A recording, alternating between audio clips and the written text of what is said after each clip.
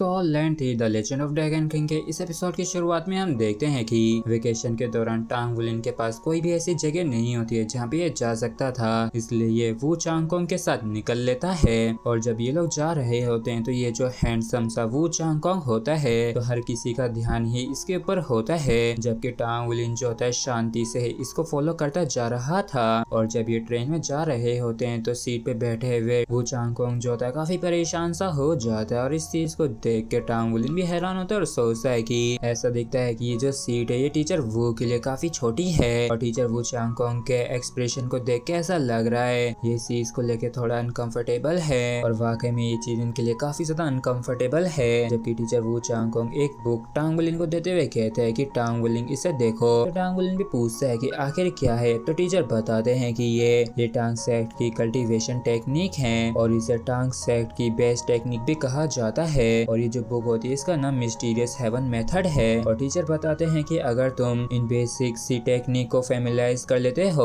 तो इससे तुम्हें काफी मदद मिलेगी बाकी की टांग सेक्ट के सीक्रेट टेक्निक को कल्टीवेट करने में। और जैसे टांग वुलिन टांग सेक्ट की बेस्ट टेक्निक सुनता है तो काफी खुश हो जाता है और कहता है कि कोई दिक्कत तो नहीं है ना जो हम पब्लिक लोकेशन में टांग सेक्ट की टेक्निक के बारे में डिस्कस कर रहे हैं। तो टीचर वो भी कहते हैं कि कोई दिक्कत नहीं है, एक बारी आसपास केयरफुली तो देखो। तो टांग वुलिन आसपास एक साउंड बैरियर को देखता है जिससे कि साउंड गायब हो जा रहा था। तो टांग वुलिन भी पूछता है कि आखिर ये क्या है। तो टीचर बताते हैं कि ये तो बस एक स्पिरिट पावर एम्पलीफिकेशन है, जब तुम कल्टीवेशन के एक सर्टेन लेवल पे पहुंच जाओगे तो तुम भी ये कर सकोगे। और चलो अपनी पहले वाली बात पे आते हैं। टांग सेक्ट की जो सीक्रेट्स हैं वो मिस्टीरियस हेवन मेथड के 6 मेन कैटेगरीज में बटी हुई है, जिनमें से एक मिस्टीरियस जेड हैंड है, दूसरी कंट्रोलिंग क्रेन कैप्चरिंग ड्रैगन है, तीसरी घोस्ट शेडो परप्लेक्सिंग ट्रैक है, चौथी पर्पल डीमन आइज है, पांचवी हिडन वेपन 100 सेपरेशंस हैं। और जो स्पिरिट गाइडेंस डिवाइसेस डेवलप होते रहे हैं तो हिडन वेपन 100 सेपरेशन जो हैं ये स्पेसिफिकली टांग सेक्ट बैटल आर्मर के साथ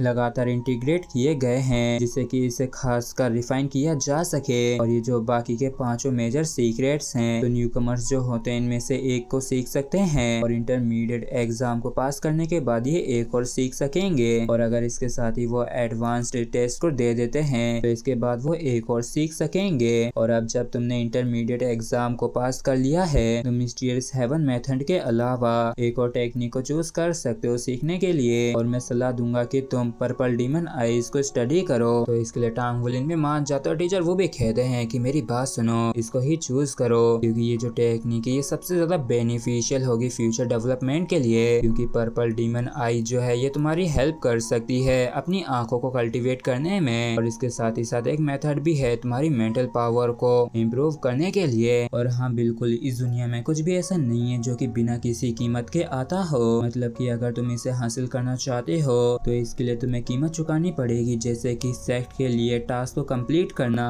और किसी भी मिशन को कंप्लीट करने के बाद तुम्हें एक निश्चित अमाउंट में टांग सेक्ट के कंट्रीब्यूशन पॉइंट्स मिलेंगे, तो तुम इन कंट्रीब्यूशन पॉइंट्स का इस्तेमाल कर सकते हो सेक्ट में चीजों को ऑब्टेन करने के लिए जो कि बाहरी दुनिया में नहीं मिल सकते हैं। और इसके साथ ही साथ इससे तुम्हारी टांग सेक्ट में जो पोजीशन होगी वो भी बढ़ती जाएगी। और ऐसे तो काफी सारी चीजें हैं लेकिन उनके बारे में मैं तुम्हें बाद में बताऊंगा। लेकिन अभी के लिए तुम्हें टांग सेक्ट के रूल्स को याद रखने की जरूरत है, और अगर तुम रूल्स को तोड़ते हो तो सबसे जो कम पनिशमेंट होती है वो ये है कि तुम्हें टांग सेक्ट से एक्सपेल कर दिया जाएगा और वो सब कुछ लौटाना होगा जिसे तुमने स्टडी किया है। लेकिन जो सबसे बुरी सजा है उसमें टांग सेक्ट तुम्हें काफी बुरी तरीके से सजा देगा। और जो पहला रूल है वो ये है कि तुम्हें टांग सेक्ट के प्रति और इसके टीचर्स के प्रति काफी ज्यादा ईमानदार रहना है। इस चीज को समझना काफी ज्यादा सिंपल है, बस तुम्हें किसी और ऑर्गेनाइजेशन को ज्वाइन नहीं करना है और न ही टांग सेक्ट को बिट्रे करना है। और दूसरा जो रूल है टांग सेक्ट का वो ये है कि ना तुम्हें रेप करना है ना ही लूट करनी है। और जो तीसरा रूल है टांग सेक्ट का उसमें तुम्हें सेक्ट की सीक्रेट इंफॉर्मेशन लीक नहीं करनी है। और चौथा ये है कि तुम्हें इविल चीजों को होने से रोकना है क्योंकि ये भी टांग सेक्ट की एक जिम्मेदारी है। और जो पांचवा रूल है टांग सेक्ट का वो ये है कि चीट नहीं करना है। और इन पांचों रूल्स को अपने दिमाग में अच्छे से बैठा लो तो क्या तुम इसे कर सकते हो। तो टांग वुलिन भी कहता है कि हाँ कोई दिक्कत नहीं है, मैं ये कर सकता हूँ। और टीचर वू जो होते हैं काफी सीरियस होते हुए कहते हैं कि याद रखना तुम्हें अपनी पूरी जिंदगी ही अब इसी बात पे अटल रहना है क्योंकि मैंने ही तुम्हें टांग सेक्ट से इंट्रोड्यूस करवाया और मैं जो तुम्हारा टीचर हूँ। तो अगर तुम किसी भी तरह की गलती करते हो तो मैं खुद खुद पर्सनली तुम्हारे खिलाफ एक्शन लूंगा और सेक्ट को साफ करूंगा। तो टांग वुलिन भी कहता है कि टीचर आप बिल्कुल भी चिंता मत करिए, मैं टांग वुलिन कभी भी टांग सेक्ट को धोखा नहीं देगा। और टीचर वो कहते हैं कि चलो ठीक है, अब मिस्टीरियस हेवन मेथड को ले लो और पढ़ने के बाद मुझे लौटा देना। और अचानक से इस चीज को सुन के टांग वुलिन भी चौंक जाता है और सोचता है कि इन्होंने तो सच में काफी जल्दी टॉपिक को बदल दिया है। और आधे घंटे से भी कम समय में टांग वुलिन जो होता है मिस्टीरियस हेवन मेथड के साथ काफी फेमिलियर हो गया होता है। और वो चांगकोंग की गाइडेंस के चलते टांग वुलिन जो होता है मिस्टीरियस हेवन मेथड का इस्तेमाल करते हुए अपनी स्पिरिट पावर को रिवॉल्व करने लगता है। और टांग वुलिन की बॉडी के अंदर जो जेंटल स्पिरिट पावर है वो इसके थॉट्स के अनुसार ही धीरे धीरे मूव करने लगी होती है। क्लियरली ये काफी ज्यादा कॉम्प्लिकेट है इसे रिवॉल्व करना, क्योंकि नॉर्मली कल्टीवेट करते हुए स्पिरिट पावर को आराम से रिवॉल्व किया जा सकता है। और सौभाग्य से वो चांगकोंग जो होता है इसके पास ही होता है। तो जब कभी भी टांग वुलिन जो होता है भटकने वाला होता है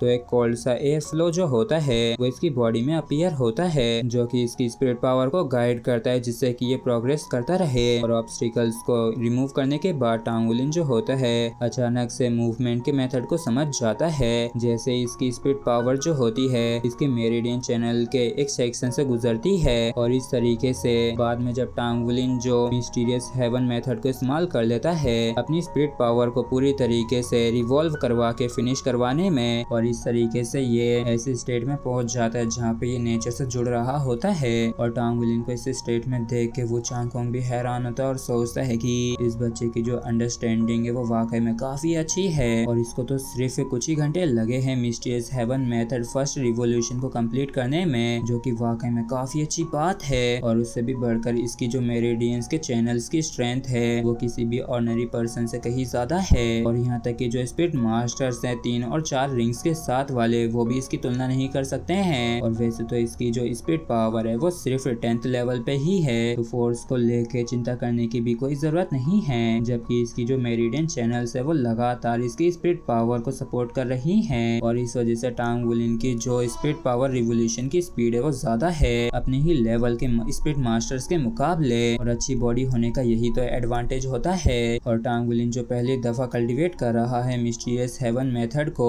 तो इस वजह से ये डीप मेडिटेशन की स्टेट में जा चुका है। और इसका एक मतलब ये भी है ये इस कल्टीवेशन टेक्निक को पूरी तरीके से समझ जाएगा और ये चीज फ्यूचर में इसके कल्टीवेशन को काफी फायदा भी पहुंचाएगी। और तभी वो चांगकोंग जो होता है कहता है कि ट्रेन अटेंडेंट प्लीज एक बार यहाँ पे तो आना। तो ये जो लड़की होती है यहाँ पे आती है कहती है कि हेलो बताइए मैं आपके लिए क्या कर सकती हूँ। तो वो चांगकोंग भी कहता है कि क्या तुम यहाँ पे ट्रेन कंडक्टर को बुला के ला सकते हो, मुझे उनसे कुछ बात करनी है। तो इस चीज को सुनकर अटेंडेंट भी चौंक जाती है और कहती है कि ट्रेन कंडक्टर जो है वो काफी बिजी हैं, आखिर आपको क्या दिक्कत आई है प्लीज मुझे बताइए, शायद मैं ही आपकी मदद कर सकूं। तो वो चांगकोंग भी कहता है कि तुम सॉल्व नहीं कर सकती हो, इसलिए जाके कंडक्टर को यहाँ पे लेके आओ। और इतना कह के वो चांग जो होता है अपनी स्पिरिट रिंग्स को रिलीज करता है। तो ये लड़की भी काफी ज्यादा चौंक जाती है जैसे ये 6 स्पिरिट रिंग्स को देखती है और कहती है कि इसके पास जो 6 स्पिरिट रिंग्स हैं तो ये तो स्पिरिट एम्परर है और उससे भी पढ़कर इसके पास 10,000 ब्लैक स्पिरिट रिंग्स हैं। और फिर ये भागते हुए जाते हुए कहती है कि ठीक है मैं जल्दी से जाके ट्रेन कंडक्टर को लाती हूँ। और इन सारी चीजों को पास में बैठा हुआ एक बंदा देखता है जिसे गुस्सा आ जाता है और कहता है कि घमंडी लड़के, मैंने पहले देखा था कि तुम लोगों के काफी ज्यादा टेंशन ले रहे थे,